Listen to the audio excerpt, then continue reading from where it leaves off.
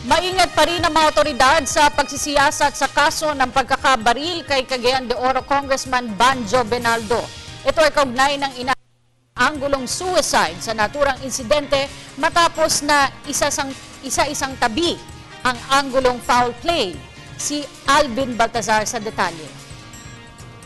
Tuluyan ang isinaisang tabi ng pamuno ng QCPD ang anggulo ng foul play kaugnay ng pagkakatamo ng tama ng bala ng baril kagabi kay Cagayan de Oro 1st District Congressman Benjo Benaldo sa mismong silid nito sa Room 215 South Wing ng House of Representatives.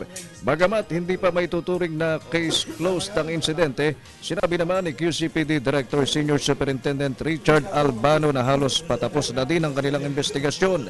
Nag-iisa ayon sa opisyalang mambabata sa loob ng kanyang tanggapan nang mangyari ang insidente na hindi rin naman malinaw kung sanhin ang aksidente o self-inflict. Kung makikita mo yung opisina niya, may sarili siya. Doon sa sarili niyang kwarto, walang ibang pinto na pwedeng pumasok ang ibang tao o lumabas. Second, nung pumutok, yung pumunta na yung isang staff niya si Anton, nakita niya na si Congressman nag-iisa. Maingat ang mga otoridad sa anggulo ng suicide. Pagbibigay diin ni Albano, ayaw nilang magbigay ng espekulasyon patungkol sa at anumang pahayag na kanilang bibitiwan hinggil sa insidente ay base sa nakalap nilang ebidensya.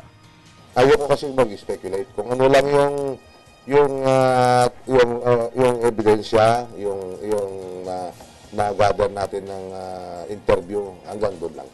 Sa ginawang verifikasyon ng QCPD sa Firearms and Explosives Office sa Campo Crame, personal na baril ni Benaldo ang nakita sa kanyang tanggapan na may serial number SA125465 at napagalamang nakatakdang mapaso ang rehistro sa June 2015 pa.